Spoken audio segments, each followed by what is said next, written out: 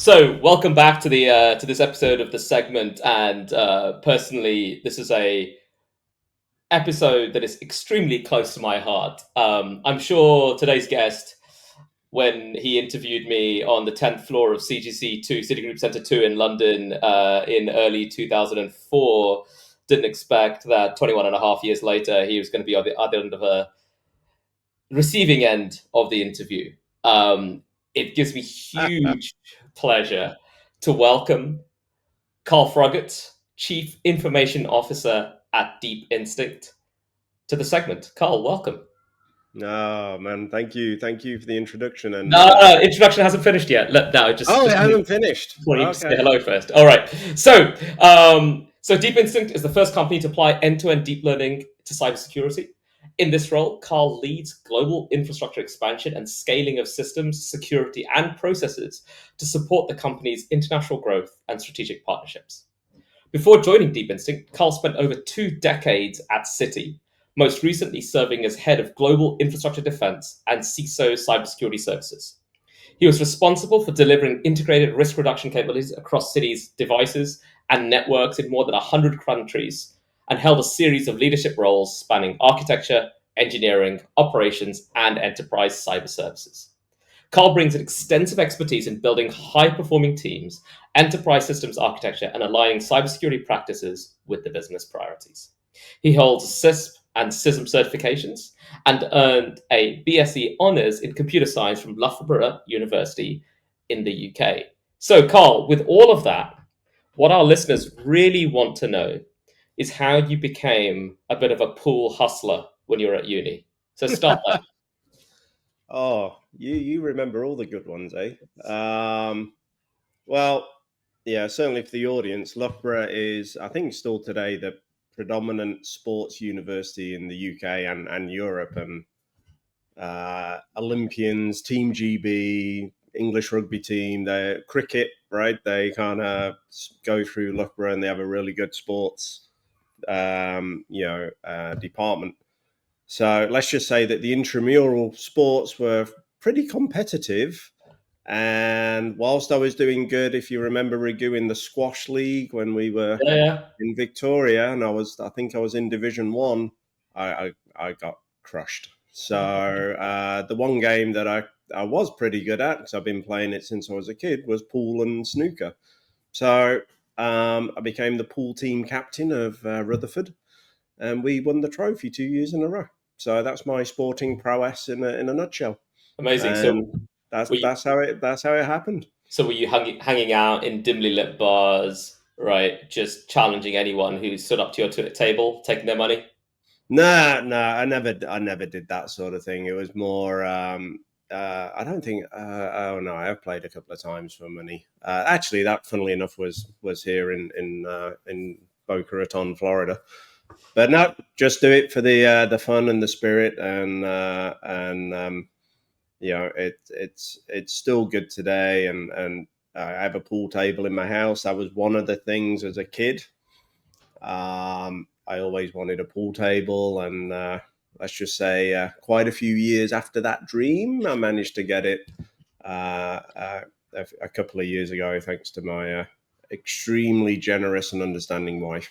Nice. And that's the episode done. Thank you to all our listeners. So, no, that's so cool. Like, look, you spent almost 30 years in this industry, and a large number of those in cyber. But you didn't start in cyber; you kind of fell into cyber. So let's talk Yep. about sort of the early days of your career and what essentially made the transformation from. I think you started off like in the services team and then moved over into cyber. So talk about that. No, I mean, if you want to kind of go back, and again, college in the UK was 16 to 18. I didn't take an A level route. I took a B Tech. It was called. And what would you call that? What would you call that, Raghu? The B Tech. It Yeah, was more of it's still called BTEC. BTEC. yeah, but it's not a pure It's like academic. it's a more vocational route. Vocational route, Yeah. and so that got me. I've worked with a couple of very local companies, doing PC support and supporting local businesses. that's important because when I was at Loughborough, I took a gap year. I took a year out and just kind of said, um, I needed to do something different, and I landed at NCR for as a student, right, Mm. trainee, and the reason I got that role is because apparently, and this was my boss Francesco Tartaglia Polcini. He said I was the only one who could not only build a PC from scratch, but name all the components and do all this. And that was due to the fact that I was doing it day in, day out back in Nuneaton where I grew up, right? So isn't it nuts how things kind of go together, right? And I was up against much more academic students than myself, but so then that led to having that experience at NCR, which was amazing. That just led on to other jobs at American Express, and Costain Construction, and Tetley Walker Breweries, kind of doing the same thing: networking, PC, Mm. server. And then I landed a job at Solomon Brothers. And funnily enough, my first job at Solomon Brothers was pulling cables under a data center floor, right? So I remember, okay, you remember, Raghu, you had to be in your suit and tie, Yeah. right? Like, didn't matter what you were doing, suit and tie, pulling cables. And I'm like, I'm so glad I did my degree, so I can pull cables. But look, it was all about you do what needs to be done, Yeah. right? And then that grew into junior network analyst, I think the title Mm. was. And as I was telling you the other day, I didn't realize at the time, but that was probably my first innovative kind of thing. Was we deployed this ISDN gateway from a Canadian vendor to pretty much every Solomon's employee in the UK and parts of Europe. And at the time, I had to work with the vendor because they were Canadian US, and the signaling protocol didn't Hmm. work with BT ISDN, right? So we had to troubleshoot all that and get through it, and and then that led to trading floor. So I did trading floor builds and designs for people here. There is a networking technology called ATM. We were doing this in the early 2000s, and we won a ton of awards for ATM to every server and PC on the trading floor.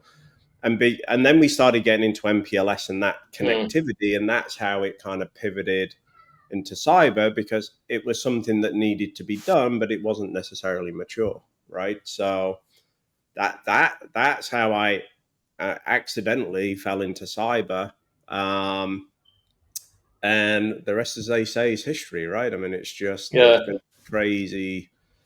The evolution of cyber has just been crazy. From being pretty much the sole person at one point to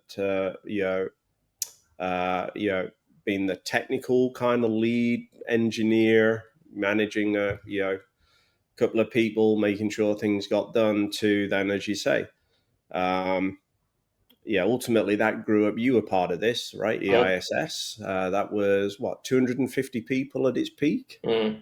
and then big life lesson, right, was when that got disbanded because Citi, as it became, Solomon Brothers ultimately became part of Citi.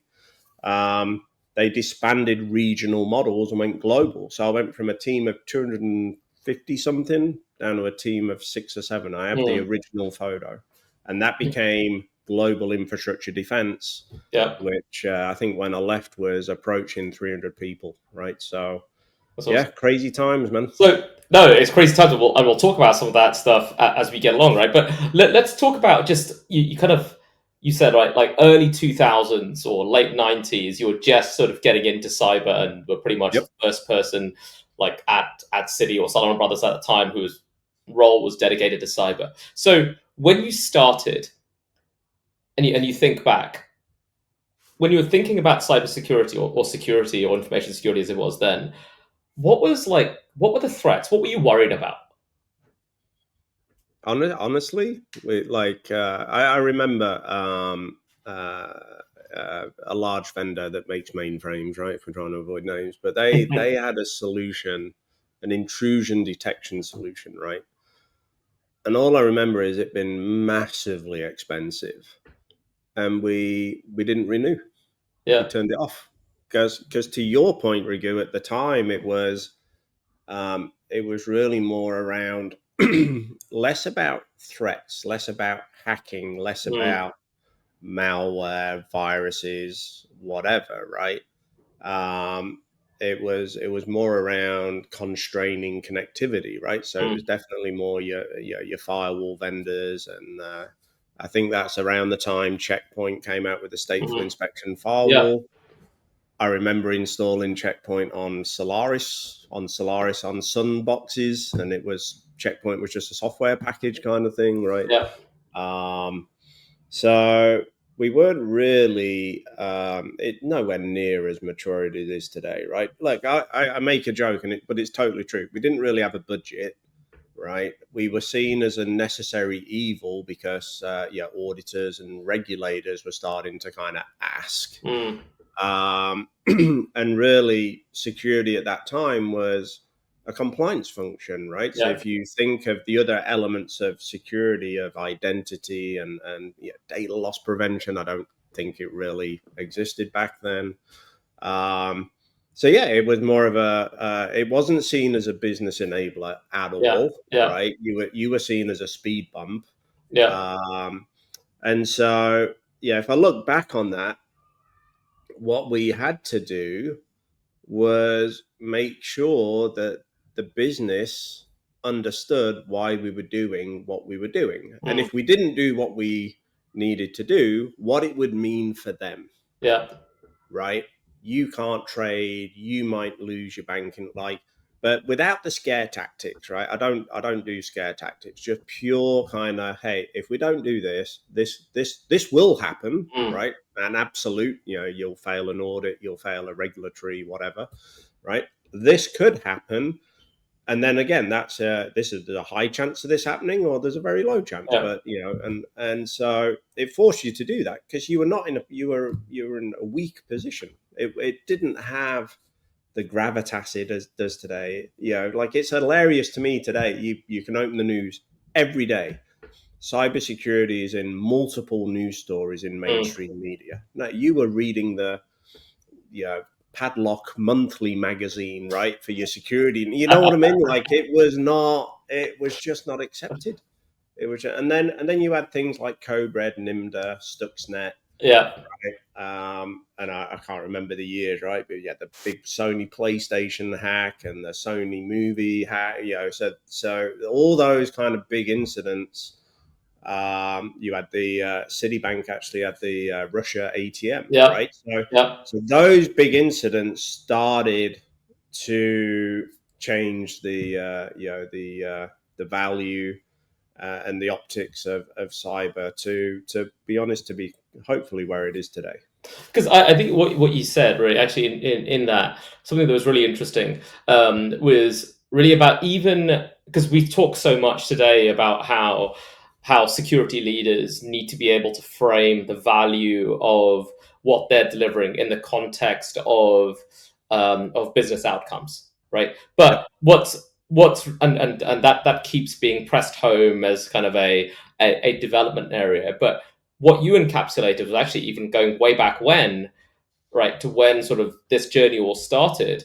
You were doing that then because if you didn't, given that you were kind of hidden away as part of a compliance function, like the CISO role didn't even exist at that time, you were forced to communicate the value of what you're doing in business terms. For example, you won't be able to trade, right? Your data won't come in a timely fashion, etc. Whatever it may be, even back then. So I kind of want to, like, where did we, like, as an industry, where did we lose that ability to communicate value effectively?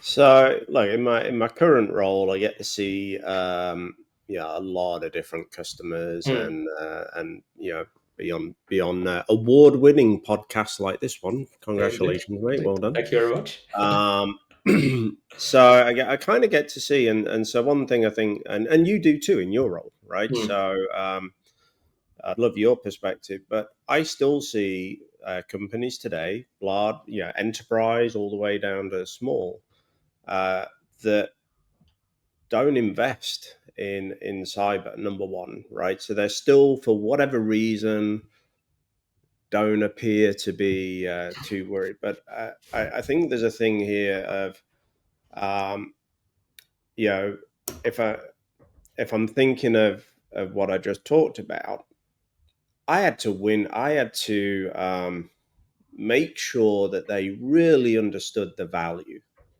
Now, the key thing when you're working for an enterprise, you are ultimately working for the business. Yeah. You are supporting the business strategy. And one thing that, one kind of thing that always stuck with me was, banks take risks every day, right? They give mortgages to people. There's a risk, right? They're doing trades. They're doing right. Banks take risks every day. It's that stuck with me all the time. So I think we don't have a sense of entitlement, right? So I think a sense of entitlement has maybe crept into the narrative of yeah, I'm the CISO, or like I'm super in, but you right? No, right? You've still got to earn the business, right? Yeah. You've still got to earn the stakeholders, build the trust, right? And a lot of that is nothing to do with cyber. Yeah. It's about being part of the business team, understanding, their decisions, their business strategy, their go to market, what their future is, right? That all that kind of thing. Nothing to do with cyber. Yeah. And your job is to enable it, Yeah. Absolutely. And right? And if you yeah. want to go and play with, the innovative thing over here or whatever, right? That's not aligned to your business, then you either need to be focusing on the things that are innovative that will support your business, or to be honest, you need to go and work somewhere else, because you can't look at things ultimately that are not supporting your CEO, your board. Bottom Yeah. line. Yeah, and I think, yeah, no, I agree, and I think the one thing that I'd add to that, right, and it ties back to what you said, is that the business leaders are taking risks all the time, right? So It's managed risk. Yeah, yeah, banks exactly. manage risk, So right? you need, so if you have identified as a security leader, if you've identified that there is a significant cyber risk, you need to be able to connect that in a way to say, this is why this risk matters in the context of your overall organizational risk that Yep. you are willing, like, because otherwise it's kind of like a standalone. And I think this also comes down to when we're doing things like tabletop exercises, threat modeling exercises, etc. There's no point just starting from the technology. You kind of need to start from, like, what makes you money, right? What are the processes that help you make money? And Yep. then, like, what are the systems, what are the technologies that line up to that, and then flow from there. And we often forget that top bit. Oh no, and yeah, the number of times in my life, and where we've had a technology product looking for a solution or looking for a problem, Yeah. right? And it's like, cool tech, cool, like, great. I'm not. Some of it's not cool, right? But what are you actually trying to solve? Yeah. And the number of times that you know I've had that conversation is kind of scary, right? So, and then I work for a gentleman called Lane Bess, as you know. So he'll talk about, and these are things I've learned from him over the last 3 years or so, is product market fit, Mm. right? So what are we actually trying to solve, right? From a development product technical perspective, but product market fit is all about what are we actually trying to solve for the customers, and Yeah. and then and then every customer is a little bit different, every vertical is a little bit different. So but ultimately, Raghu, and I'm sure you've been doing it where you are, it's the same as a stakeholder within a big company like Citi, right? Mm. So you gotta think of Citi, and I think you and I, certainly myself, it took me to do what I'm doing now to kind of have a bit of a reflective moment. But man, that was a hard, complicated place. Mm. Not because of I want to kind of clarify that because it is it's a banking giant, and it does Yeah. everything from consumer credit cards, right, which is massive volume, low margin, Yeah. right, to I don't know algorithmic trading and low latency trading and whatever, which is massive volume and right. And now the private banking, private wealth, and CTS as it's now called, right? Like so many different products. Now the thing with each of those, and there's more, right, is they all have different priorities. Yeah. So consumer, if I went with the most expensive solution on the planet, Mm. right, that could be mitigating risk down to 0.0001%, right? But cost was an issue to them because the margins were so Yeah. tight in the Yeah. consumer space. But you go to Leo or somebody in low latency trading and ICG, cost wasn't an issue, right? Mm. They were talking about so that's what I mean about the complexity. And really looking back on that now, they're just different verticals. Yeah, you and I Yeah. call them verticals now, Yeah. right? Like utility, banking, and Yeah. all the other manufacturing, Yeah. right? We just had a company that had many different Mm. verticals, and we had to, and that was the challenge because global infrastructure defense, Mm. right? So every business in the city had to use the things that we and my team produced, Yeah. right? Without except, there was that was always a fun conversation, right? But that was a smart CISO decision that, Mm. and it was smart to be supported by the CEO and the board because as any cybersecurity person know, right, you have fragmentation and multiple different products. There's weak areas across the board, Yeah. right? So at least doing it globally, you could have a not only kind of keep your costs because you're not replicating vendor solutions everywhere for the same problem, right? You get operational efficiencies and all that sort of thing. Um, but you can ensure it's configured correctly. You can Mm. ensure, right? So there's no fragmentation. You know exactly where you are with what I call just basic hygiene of patching and versions and all that Yeah. kind of thing, right? So, and that was something that like you say, when was that? Early 2000s, I want to say Yeah. Like mid 2000s, pretty much just when I was joining. 2004, five, Yeah. something Yeah. around that time, right? That we made that big switch, right? And even today, I mean, I go to customers and prospects all the time, and the one thing I'm always observing is their organizational structure and Mm. culture, right? Partly because I'm trying to work out who the stakeholders are, Yeah. right?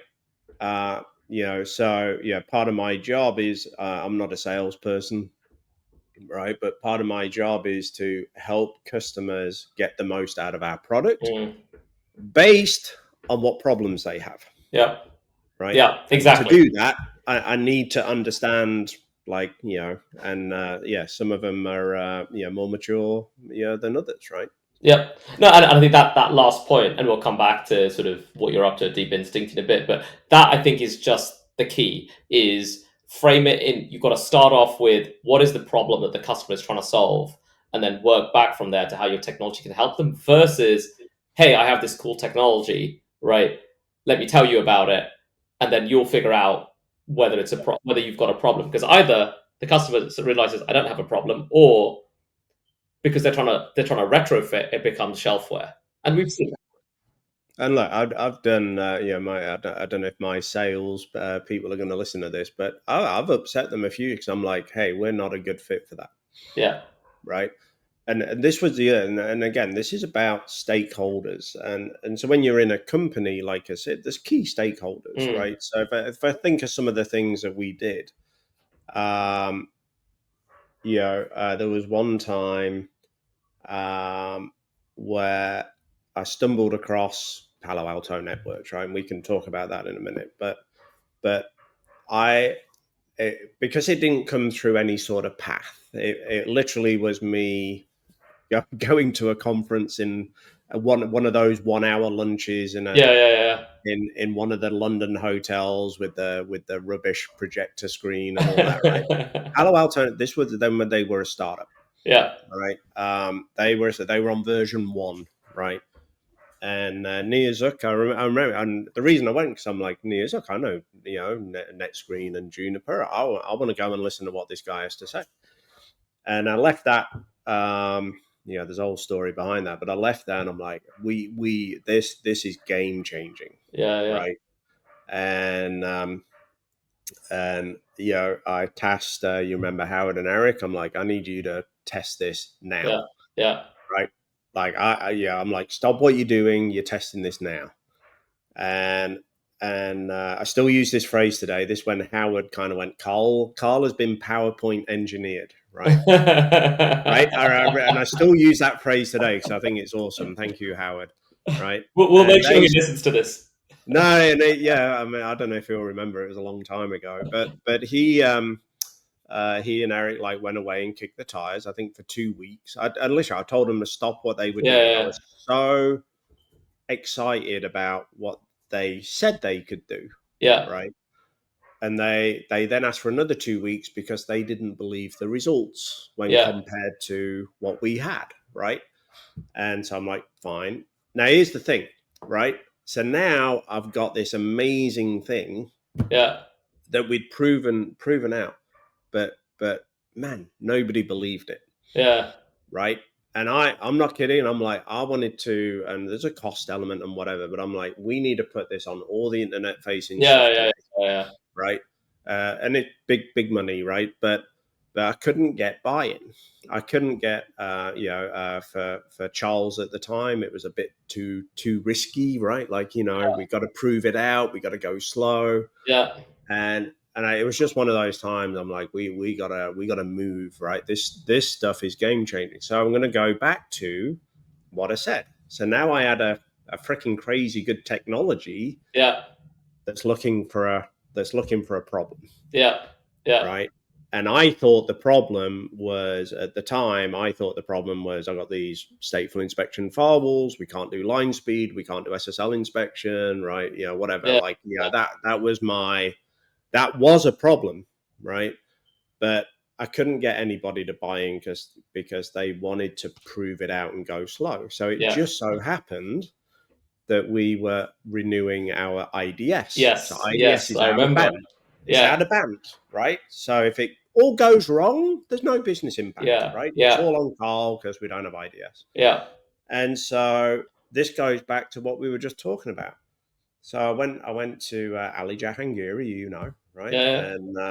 And I kind of showed him the test results. And then, I'm like, you should test it. So his team kicks the tire and they're like, oh, this is pretty good. So they were then supportive of putting, I think, 1 or 2 or 3 or 4 maybe into the IDS because it's out of band. If it all goes wrong, there's no business impact, right? Other than but that's all on me, compliance and whatever, right? And I remember we put a handful in and I had to strong arm Palo Alto because nobody wanted to buy, right? So I strong armed them on the price. And that was it. That was those guys. And here's the thing. So we were testing it from how good is it, right? Speed, does it block threats, right, and all that sort of thing. You know what their biggest thing was? Because it was much more accurate than the IDS we had. They saw the operational efficiency of having much lower volume of false positives. Yeah, exactly. And again, this is just as you go through things, that's an experience, right? And that was it. And then, man, like I just sat back because Ali was like, as the head of security operations for Citi, he's like, I want this everywhere. Yeah, right? yeah. It did it for you. And so again, that was something of, because I'd built, obviously SOC and we had, I love the guy, right? But I had to work with him and his team every day. So we had that trust, we had that whatever. So when I kind of went and I told him, I'm like, hey, I just found this, right? But it looks really good. He supported. He's like, I'm going to take a bit of time to validate what you're saying, right? Now, if I didn't have that trust and we didn't have that relationship, it would have been much harder because the natural thing is not invented here syndrome or I've got other priorities, right? So, absolutely. So you had to have that. I have another one with Deep Instinct, and that was with Leo in Kaliachev in low latency trading. Mm. And again, I kind of went and I had all these things of whatever as to why Deep Instinct was great and all this. Leo's thing, and Leo was responsible for the technology in low latency Yeah, trading, yeah, including the apps. yeah, You know what his thing was? It was the same. It's such a similar thing. His thing was, I love it. I'll support it. Not because of all the wonderful things that Deep Instinct can do when it comes to 0-day threats and all that kind of stuff. His thing was it's fast, but it's reliably fast. And what he meant by that right. Yeah, yeah, is yeah. is with sandboxes and the other tech we had, the fluctuate when you see a threat, how Mm. long it takes for Yeah, me to inform the app. So, and he showed me, he's like, I can get a result from a sandbox in 20 seconds or 22 minutes, I think was mm. the worst one. He goes, Carl, it's too unreliable. My Yeah, application teams don't, they've got SLAs or they have the customer experience yeah, of using our website, right? He's like, it's too variable to be yeah, able to build a good app. And the thing with deep learning is it's extremely reliable at returning a verdict in a very narrow yeah. window, right? That was it. He didn't care about all the other kind of security stuff. Mm. That was his pain point. And That's again, right, as soon as he was hooked, right, I'm like, he kind of plowed the road, right? It just took off on its own, yeah. right? So So it's interesting, but both of those things came from already having an established relationship yeah, of, and we can talk about how you do that, but then it came from me listening, yeah, and more importantly, me not being the like, well, you need to do it, mm. right? Like, which I see all the time. Yeah, No, I don't. Right? Like, no, I don't. I've got all this other stuff to do. yeah, yeah. You can't go in with that. So right. You mentioned Palo. You mentioned Deep Instinct. So let me just rattle off right the technologies, and I'm sure this is not a complete list. The technologies that you or the teams that you led were responsible for bringing into Citi. And you were part of it. Yeah, of course, a few, right? So, um, the but I think again, right, as I rattle off this list, what's important for like the listeners to realize is that in pretty much every single one of these, if we think about something like a Gartner hype cycle, our adoption, our Citi's adoption, was literally right on that sort of um, that super early adopter, right? It's not that we waited for these things to mature. So here's the list, right? And I'm sure it's incomplete. Checkpoint, Bluecoat, Juniper, Palo Alto Networks, ArcSight, NetWitness, Elusive, SecureOnyx, Splunk, DTEX, Illumio, CrowdStrike, Cribble, Forescout, Deep Instinct, and I'm sure there's a whole ton more, right? It's like a hit parade of incredible technologies that have made a difference. So my starting question to you in this part of it is that how were you able to consistently, and in an organization the size and complexity of Citi, be able to bring in new technology after new technology in generally a successful manner? Just talk about let's start there and then we'll dig in. Well, yeah. Well, that's a deep question, man. How long is this podcast going to be, right? I mean, Long form. um, look. So I think first of all, late in the later stages, it became a lot more formalized what innovation was, and we had an innovation team, and we had all this kind of stuff, right? So a lot of these came in through different routes, right? Different routes. Oh, we're on a British podcast. I can say Roots, routes, right? roots. I don't know what Routes, route is. and um, so it's an interesting question, and again, I have to come back to first of all, I love what I do, Yeah. right? So there's an innate, like yeah, you can ask my wife, right? I'm always kind of reading and I just love what I do. So that's number one. Number two is um, yeah, there's an element here of um, yeah, when you see, so some of these came from a business problem, right? So some of these were driven by the business.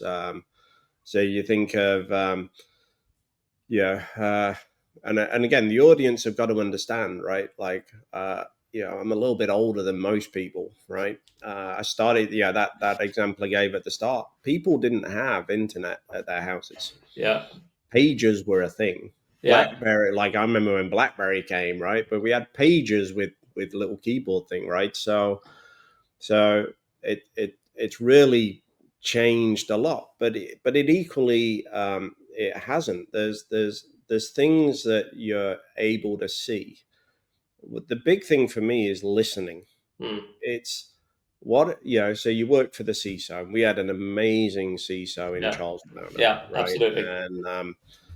And then he drove a culture of his leadership, right? Dan Teagard, John Miller, everybody else, and then it's a big complicated organization. So then you had the John D'Onofrios who kind Mm. of overall ran it. You had the Greg Lavenders Yeah. who just retired from Intel and recently got married. So congratulations, Greg. Right. So Congratulations, Greg. we worked with like amazing leaders, but at the time, Raghu, I'm like, these are good blokes. You know what I Yeah. mean? Like, you know what I mean? It was a joy to come to work. So I think the first thing is there was a culture, Mm. right? And Charles's culture was, I've got you back. Yeah.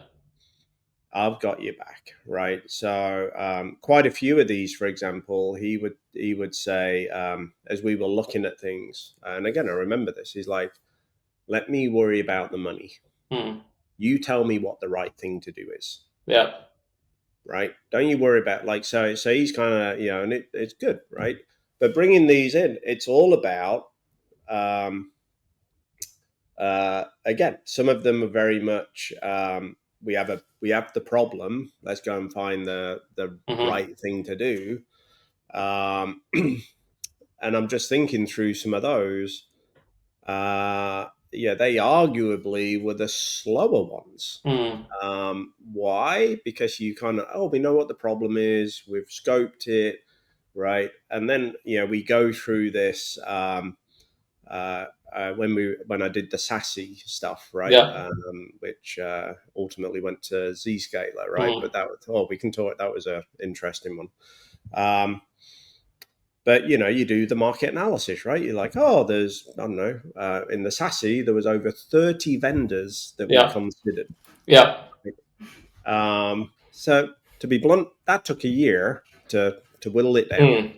right? And so they move slow. So then when you find something like, well, I just shared the Palo Alto one, which is just a lightning bolt out of the left field, Mm. they actually move quicker. But the challenge there is is that whole alignment Yeah. Yeah. and getting it on board. So, but look, the commonality of this is ultimately it's got to add value to your business, Mm-hmm. right? And you already need your stakeholder. You already need your stakeholder network. Mm. And when you're looking at, so I just used the example of IDS, right? I didn't think of the SOC at the time, Yeah. right? Because I ran firewall and firewall op, right? So Yeah. I was a bit, kind of tunnel vision on what my problem was, which was couldn't do wire speed, couldn't do full SSL of every inspection of everything, and all this kind of stuff, right? I didn't think of the SOC, Mm-hmm.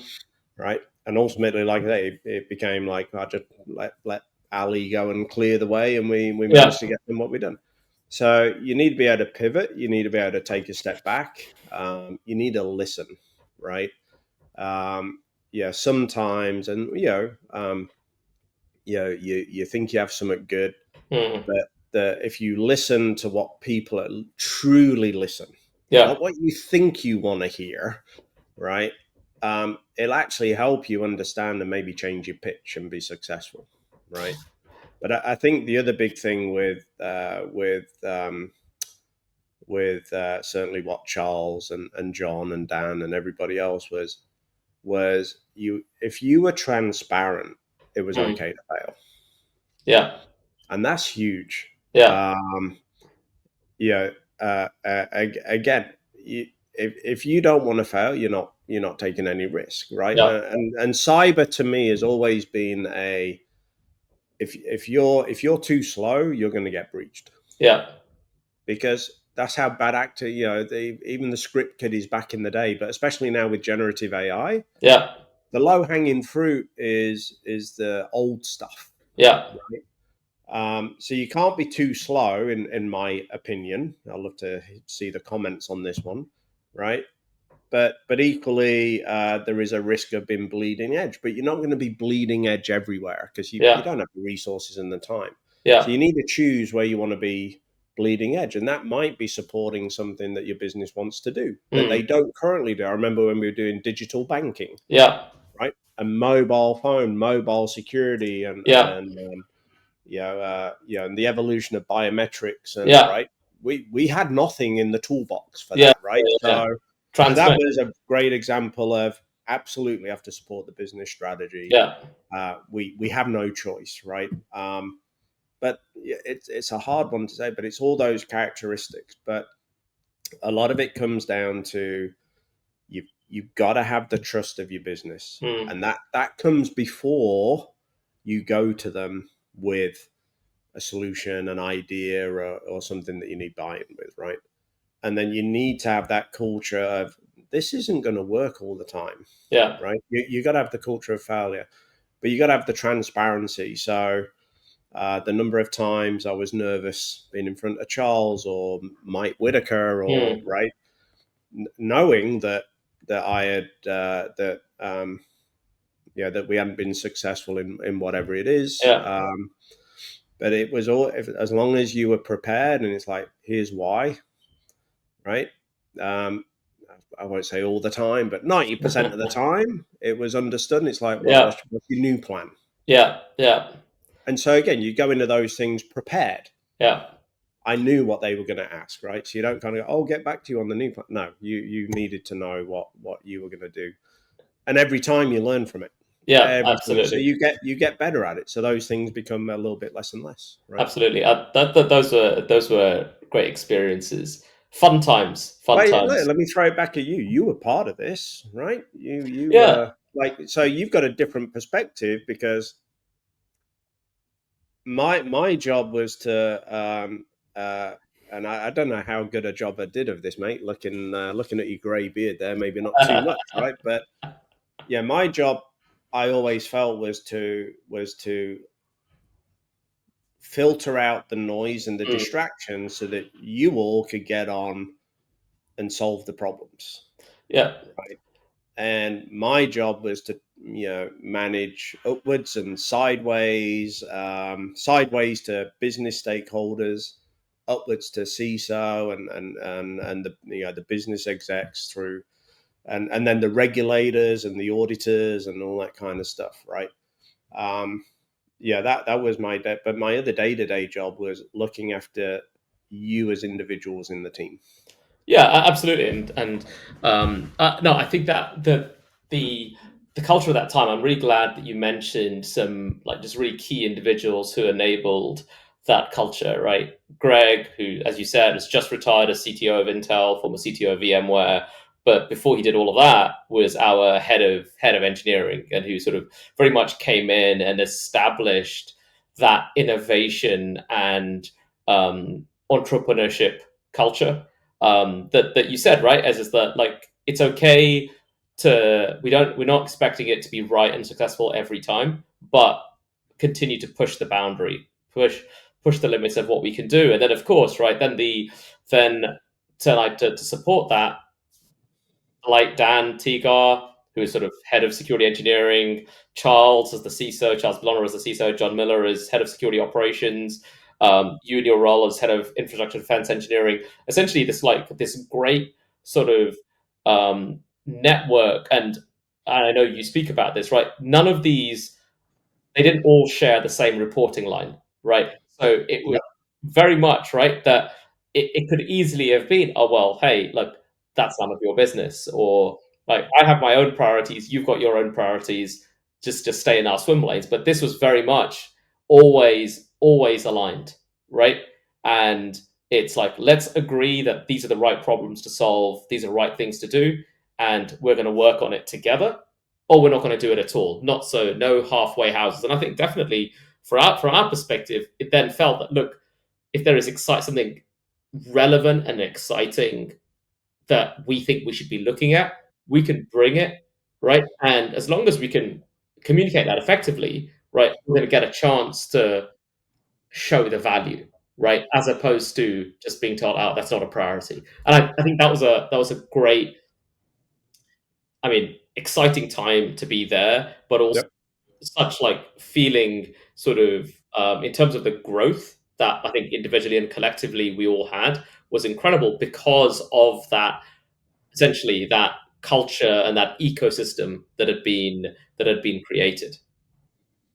Yeah, I think yeah, because I did a presentation at AWS for their tech summit a Hmm. couple of weeks ago, and I kind of went through the history of cyber because the room was full of SAs and Amazon people, not Yeah, necessarily cyber people. And the real purpose of me doing that was to show that you know the threat landscape shifts, and there comes a point where you, as in my, certainly in my old role, where you need to reinvest, mm, right? So what do I mean by that is, and this is a hard thing, but you need to accept it as a leader, right? You might build a great rapport with a vendor; they might have yeah, your back, right? You know everybody there; they're really good, they're doing a good price, mm, whatever. But the threat landscape shifts, and they haven't kept up, yeah, and you as the lead, you need to kind of go and you need to kind of go and say, hey, I'm sorry, but we're replacing your stuff because here's the results, right? yeah, Your stuff's not good enough anymore, right? And so I think certainly Charles as the CISO for a long time, he got that yeah, right. I don't think he ever articulated it that way to me, but this again is just me been reflective. And Greg brought that into the rest of technology, yeah, absolutely. right? So I think Charles was we were doing it out of necessity, Mm, right, to protect the bank and that. So like I say, I use IDF. That was years and years ago, but total wholesale replacement in under a year yeah, with a vendor that we'd had for over 10 years, yeah, yeah, right? And I remember saying, I'm not going to name them, but I remember sitting down with the founder and the CEO, a very successful company at the time, who ultimately got acquired. Um, I remember sitting with him and talking about the why, mm, why I had done whatever, and you know what? He graciously said, "I totally missed the boat. yeah, I didn't." yeah, I remember sitting with it, and he goes, "I didn't understand the value of next generation firewalls. I didn't. He didn't understand. Yeah, because and again, he's like firewall, nothing to do with me, right?" And he missed it, yeah, and that sticks with me because that again is yeah, I let you down. You know what I mean? Like it's a fair. He didn't have to say that to me. yeah, It was in a private setting, obviously, but that sticks with me. And so I think Greg bought that, and there was a great quote. I think it was from the IKEA CEO. So IKEA have this, and it's hilarious. You can Google it. It's kind of an interesting. So IKEA have this. I think they call it the banana card. Uh-huh. Every employee gets a banana gun, and it's basically signed by the CEO, and it's basically it's okay to fail. Here's your get out of jail free Yeah, card, yeah, right? You can make mistakes, right? But that's kind of funny, and that's a fun thing. But he had a quote around. It was why that, and it's all part of culture and yeah. Hmm. whatever. But the thing that stuck with me, and it's not an exact quote, but he kind of said, it's the mediocre people who are negative, who spend time trying to prove that they weren't wrong. Yeah, yeah, absolutely. And that's what Greg changed, Yeah, right? We yeah, and again, we're looking at, like, it's a trip down memory lane, this, mate, right? We're looking back, and that is so true, yeah, right? absolutely. And yeah, so, being able to do, you and I have been on many incident calls over the years where it's our fault. Yeah. Not that somebody, or we have many examples of where somebody fat fingered, but it could be a failure. The technology didn't work, the Yeah, backup yeah, didn't yeah, work, yeah, yeah, whatever, right? But ultimately, it's our service, right? And that was the other thing, was at some point in this journey, I shifted my mindset as a leader to providing firewalls and whatever to providing services, yeah, yeah, right? And when you make the shift to, I provide services to the business, your mindset shifts. I'm not. I hate to say it, and I don't want to open the door to any Mickey taking from you, but yeah, it was a real hard journey for me personally, being a very technical person back in the day, yeah, to then being a leader of a small team to a leader yeah. of a big team, and honestly, in a way, getting further away from that. That was a really hard journey for me. I, I don't know I, if I've ever shared that with you before. no, no, I could, I know that, right? And the reason I know that is because nothing would get you excited as just sort of getting in early, jumping on the trouble ticket queue, even though at this point you were essentially running this massive engineering org and granting or denying people their requests for accessing some website that the web filter would be blocking, We right? have a And lot of. and that would be like, yeah, hey everyone, I closed 15 tickets this morning before you guys all got in, and I ensured that our branch out in Barcelona could all access whatever, right? So, like the Spanish Grand Prix feed, all right, or something inane I like know, that, I know. right? I remember getting it was a music streaming service, right? And that it was affecting the business revenue, right? It was Yeah, affecting the body. That was in the ticket. yeah, So, of course, I reply back and go, "Oh, please send me the impact so I can make an informed yeah, decision." yeah, Right? Go away. Never heard anything again. Right? So, yeah. yeah, like, you know what? More did that. Felt I was doing a little bit, maybe, but also in those things, because they can get contentious when you say no to a business, Yeah, right? absolutely. If it can kind of came from me, and it kind of, again, it takes some of the. You don't need that noise, right? No, and I'll tell you what, there were some very interesting business requests that we've had to No, I deal know. with over Yeah, yeah, yeah. over time. Hey, so look, I know we've been chatting for a while, right? But before we wrap, like a few things. So like Deep Instinct, who you're at now, so you've kind of left your time at Citi and joined the promised land of vendors, right?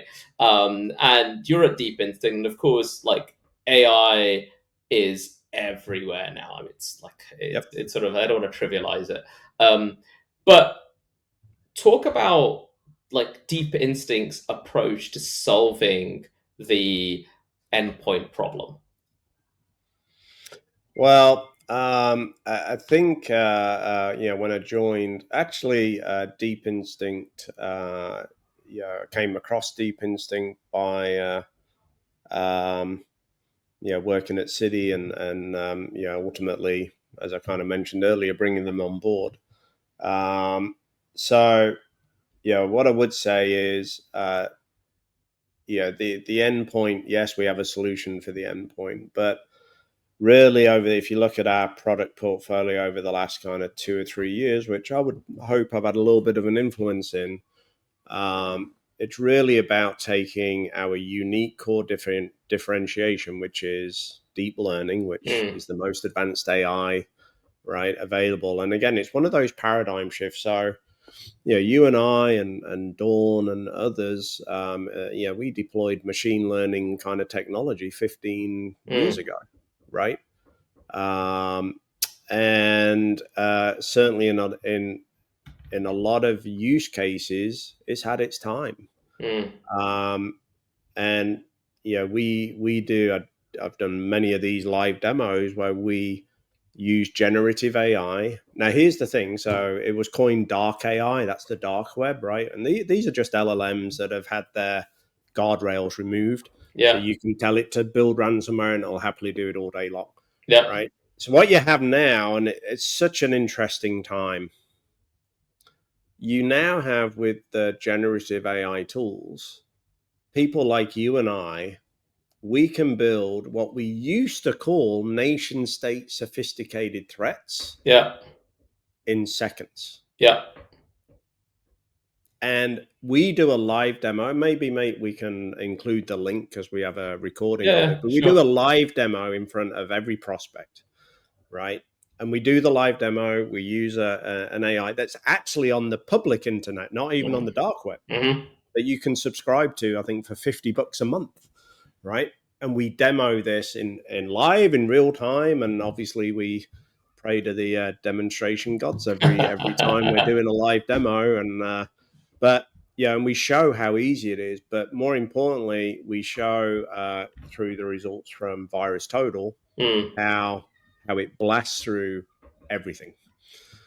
So the threat landscape, I mentioned these kind of eras, right? One of the reasons I moved to DI was I felt it was tight, right? There was a massive change to the threat mm-hmm. landscape coming. And again, one of those things of being at Citi and testing it, seeing the results, and then deploying it. And just seeing it in action. So I wanted to join and be Mm, part of something that's part of the next era, mm, right? Um, so we built our core product portfolio based off deep learning, but we cover cloud. Our yeah, biggest growth is honestly not endpoint. We have a good endpoint agent and all that, but um, some verticals actually endpoint is a big play. But our biggest kind of thing is really right now is zero trust data in motion storage. oh yeah, yeah, yeah, yeah, We just launched a native Amazon product. We've won awards from we're in the Amazon mm-hmm. ISV program. We accepted award from the New York Stock Exchange the other month, right? So it's taking that deep learning core tech and solving problems, yeah, right? And obviously we're guided a lot by our big global financial customers yeah, and whatever, because they're generally ahead of the curve. So that's what we've done. And then our amazing team in Israel. So one thing we had with generative AI in the threat landscape, right? Um,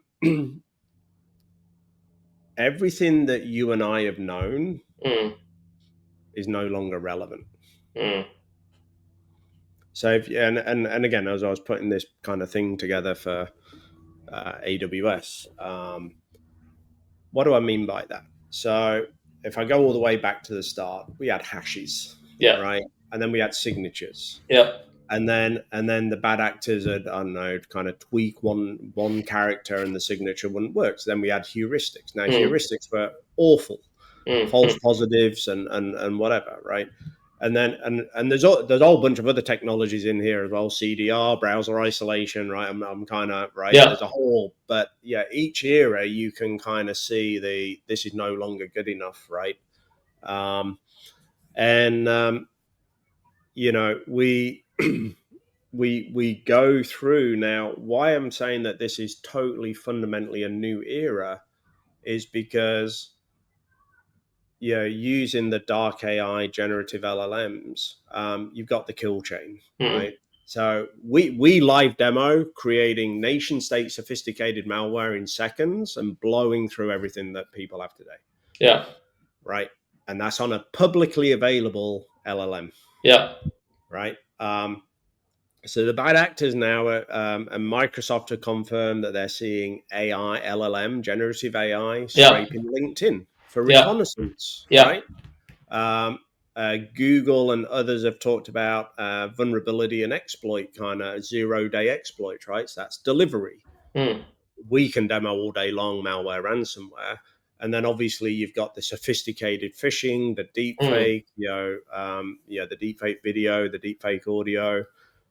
What was that thing? I think it was last year, a fake Zoom. Everybody on a Zoom was fake, and it was in Singapore. It was a $28 million, $30 million fraud.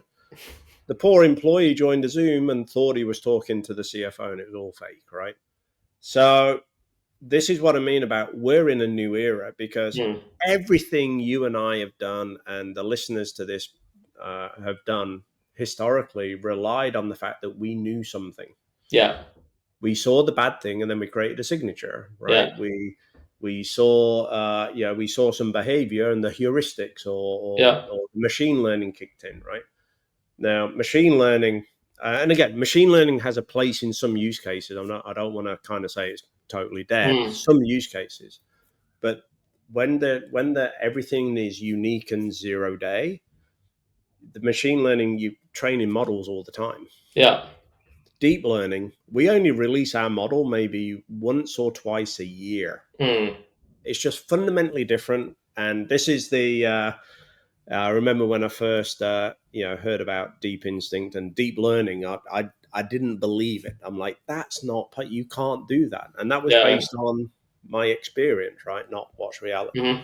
So we're entering this new era of you're a zero, right? There's no such thing as trust. You can't believe what you see. You can't believe what you read. Yeah. But from a threat, malware, ransomware threat perspective, everything is unique and everything is nation state sophisticated, because that's what the tool enables the bad actors to do. Yeah. Right. Now, and I read this, I can't take credit for this, but because it's so easy to use generative AI to do this stuff, you're going to see more bad actors, not less. Yeah. Right? You're going to see more people embrace, because Jensen at NVIDIA, right? We're moving from instruction-based computing to intent-based computing. You don't need to be an expert in ransomware and phishing and whatever. There are tens of thousands of LLMs today that are working on each part of the kill chain, and for sure the bad actors are going to have an AI that's orchestrating those LLMs, right? So we're not there yet, and I'm not a scaremonger, but we're going to get there at some point, because just like enterprises, I saw HSBC, Citi, and others tout some amazing advances with how they're leveraging AI and agentic AI. HSBC, hats off to them, because they're doing quantum as well. That was interesting in trading, not just in cryptography and stuff. We're in a new era, mate. We're just in a new era, and the things that you and I used to rely on, like URL filtering and all, right? It might have a place, but it's a lot less effective than what it used to be. Yeah, absolutely. Well, you know what? I think that summary at the end about the present and future of what cyber attacks and bad actors are gonna what they're going to be doing, I think that's a great place for us to sort of end, and like something to just spark the idea. So, Carl, this has been like an episode that I've had sort of 3 years in the making. So I'm glad we're able to finally record it. Mate, it's always a pleasure to chat to you, and particularly to have you on the segment and to talk about sort of your 30 years in cyber in this way. So cheers. Thanks for the time. No, thank you. It's always a pleasure. And for the audience here, one of the best, most genuine people you'll ever meet. So, no, thanks for having me on, man. Mindy will edit that out. We'll maybe do a follow up version 2, depending on what's in the comments. Yeah. Sounds good. I know there's a big fan base that are going to be listening to this that we're going to send this out to.